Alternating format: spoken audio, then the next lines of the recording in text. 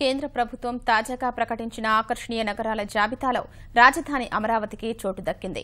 ఈ సందర్భంగా రాష్ట్ర పట్టణాభివృద్ది శాఖ మంత్రి నారాయణ స్పందనను మా ప్రతినిధి ధనుంజయ్ ప్రత్యక్ష ప్రసారం ద్వారా అందిస్తారు. Thank you Gousia. మొత్తానికి అమరావతి రాజధానిని అంతర్జాతీయ స్థాయిలో తీర్చిదిద్దేందుకు మరొక ముందడుగు పడిందని చెప్పాలి. కేంద్రం తాజాగా ప్రకటించినటువంటి ఆకర్షణీయ నగరాల జాబితాలో అమరావతి కూడా ఒక పేరును కూడా ప్రకటించారు. దాదాపుగా ఈ మొత్తం అన్ని నగరాలను కూడా 98,000 కోట్ల రూపాయలతో మౌలిక సదుపాయాల అభివృద్ధి, అలాగే ఆకర్షణీయంగా ఈ నగరాలను తీర్చిదిద్దడం వంటి ప్రక్రియ చేపడుతుంది. అదే అటు రాష్ట్ర ప్రభుత్వం, కేంద్ర ప్రభుత్వం సహకారాలతో ఈ ఆకర్షణీయ నగరాలు పూర్తిగా అందంగా, సుందరంగా తయారవుతున్నాయి. అలాగే మౌలిక సదుపాయాల అభివృద్ధి కూడా కీలకమైన అభివృద్ధిగా చెప్పుకోవచ్చు. దీనికి సంబంధించి మనతో మాట్లాడడానికి పురపాలక శాఖ మంత్రి నారాయణ మనతో ఉన్నారు. సార్, ఈ ఆకర్షణీయ నగరాల్లో భాగంగా ఇప్పుడు అమరావతి పేరును కూడా ప్రకటించింది. దీనిపై మీ స్పందన ఏమిటి? స్మార్ట్ సిటీస్ అనే కాన్సెప్ట్ని ఈ యొక్క కేంద్ర ప్రభుత్వం వచ్చిన తర్వాత మన భారత ప్రధాని మోడీ గారు 100 స్మార్ట్ సిటీస్ని యాక్చువల్గా 100 స్మార్ట్ సిటీస్ని మన దేశంలో ఇస్తామన్నారు. దానికి కాంపిటీషన్ పెట్టారు. దాని నుంచి అన్ని రాష్ట్రాలు అప్లై చేయటం, మన రాష్ట్రానికి కూడా 3 స్మార్ట్ సిటీస్కి యాక్చువల్గా సెలెక్ట్ చేశారు. విశాఖపట్నం, కాకినాడ, తిరుపతి. అయితే దీంట్లో విశాఖపట్నం, కాకినాడని ఫస్ట్ ఫేజ్లో ఇచ్చారు. టాప్ 100లో వచ్చిన వాటిల్లో ఇచ్చారు. అయితే ఫస్ట్ సెలెక్ట్ చేసినప్పుడు 20 సిటీస్ని ఇండియాలో సెలెక్ట్ చేశారు. ఆ 20 సిటీస్లో మనకు విశాఖపట్నం, కాకినాడ వచ్చింది. తర్వాత సెకండ్ ఫేజ్లో అంటే మొత్తం 100లో 20కి ఫస్ట్ ఫేజ్ ఫైనాన్స్ చేసేటట్టుగా సెలెక్ట్ చేశారు. సెకండ్ ఫేజ్లో మళ్ళీ 13 సెలెక్ట్ చేశారు. సెలెక్ట్ చేసినప్పుడు మనకు తిరుపతిని కూడా సెలెక్ట్ చేశారు. తర్వాత థర్డ్ ఫేజ్లో ఇప్పుడు 30 స్మార్ట్ సిటీస్ని యాక్చువల్గా సెలెక్ట్ చేశారు. దీంట్లో మన అమరావతిని సెలెక్ట్ చేశారు. దానికి ప్రత్యేకంగా కేంద్ర ప్రభుత్వానికి నేను ధన్యవాదాలు తెలియజేస్తున్నాను. అదేవిధంగా మన ముఖ్యమంత్రి గారు కేంద్ర ప్రభుత్వం ఇచ్చే స్మార్ట్ సిటీసే కాకుండా మన రాష్ట్రంలో ఏదైతే ఉన్నాయో మున్సిపాలిటీస్ వాటిని కూడా స్మార్ట్ సిటీ చేయాలని అనంతపురం, కర్నూలు, నెల్లూరు, ఒంగోలు, ఏలూరు, శ్రీకాకుళం వీటిని స్మార్ట్ సిటీస్గా పెట్టడం, వీటికి బడ్జెట్ కూడా అలాట్ చేయడం జరిగింది. ఒక్కొక్క మున్సిపాలిటీకి స్మార్ట్ సిటీకి ఒక 33 crores కూడా బడ్జెట్లో అలాట్ చేశారు. ఎందుకంటే ముఖ్యమంత్రి గారు ఒకటే చెప్పారు, రాష్ట్రం విడిపోయిన తర్వాత అన్ని విధాలా నష్టపోయాం. ఈరోజు ఏదైతే హైదరాబాద్ సిటీ ఉందో major city, more than 1 crore population, అది మొత్తం వాళ్ళకి పోయింది. అదేవిధంగా తమిళనాడు తీసుకుంటే వాళ్ళకి నంబర్ ఆఫ్ మున్సిపాలిటీస్ 774 దాకా ఉన్నాయి. నంబర్ ఎక్కువ ఉండటం వల్ల స్మార్ట్ సిటీస్ని కూడా ఎక్కువ వాళ్ళకి సెలెక్ట్ చేశారు. ఇప్పుడు వచ్చిన లిస్టులో కూడా దాదాపు వాళ్ళకి 4 ఇచ్చారు. అయితే number of urban area, number of urban population, number of మున్సిపాలిటీస్ని బేస్ చేసుకొని ఇందులో సెలెక్ట్ చేశారు. కొన్ని పారామీటర్స్ పెట్టారు. దాంట్లో కూడా మనం నష్టపోయాం.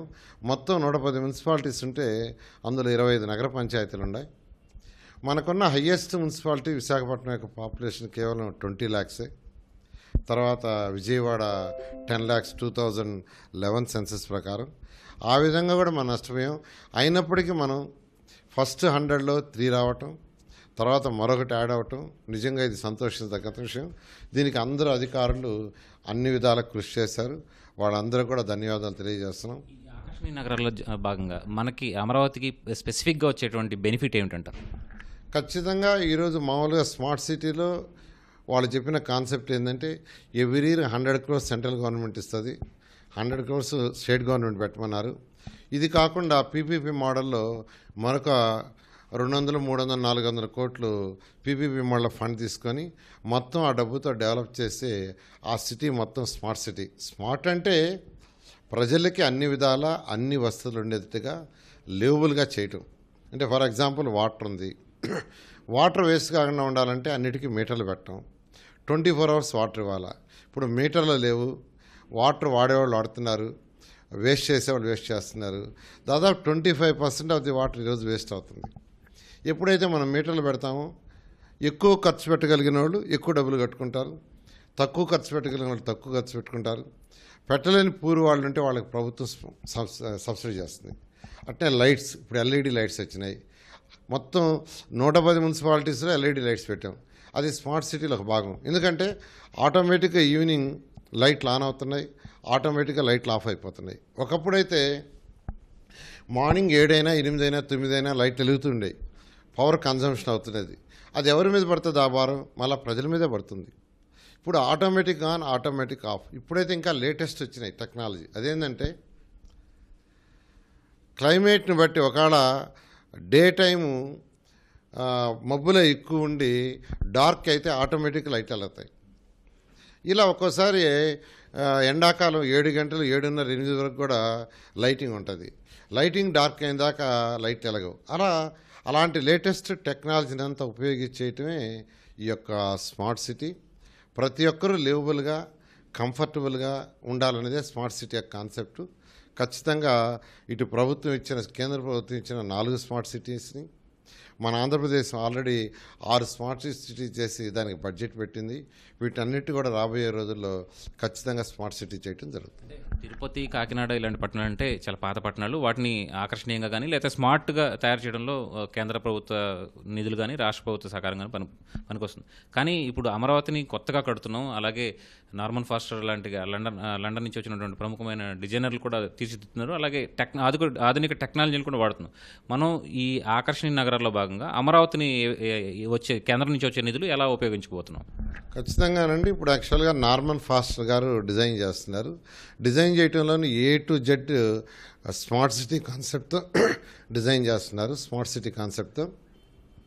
సో కేంద్ర ప్రభుత్వం ఏదైతే నిధులు ఇస్తుందో ఆ నిధులు, స్టేట్ ప్రభుత్వం ఇచ్చే నిధులతో ఆ స్మార్ట్ సిటీ ఖర్చు పెట్టి రియల్ స్మార్ట్ సిటీగా, ఏదైతే ముఖ్యమంత్రి గారు ఈరోజు ప్రపంచంలో ఉన్న టాప్ 5 స్మార్ట్ సిటీస్లో ఒక స్మార్ట్ సిటీ మన అమరావతి కావాలనుకుంటున్నారు.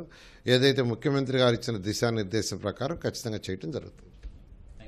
ఇది మొత్తానికి ఆకర్షణీయ నగరాల్లో భాగంగా అమరావతిని అత్యంత సుందరంగా అంతర్జాతీయ స్థాయిలో తీర్చిదిద్దామని చెప్పి మంత్రి నారాయణ చెప్తున్నారు. కెమెరా పర్సన్ ఎంఎస్ఎన్తో కలిసి Dhananjay, ETV news, Amaravati. Power to studio.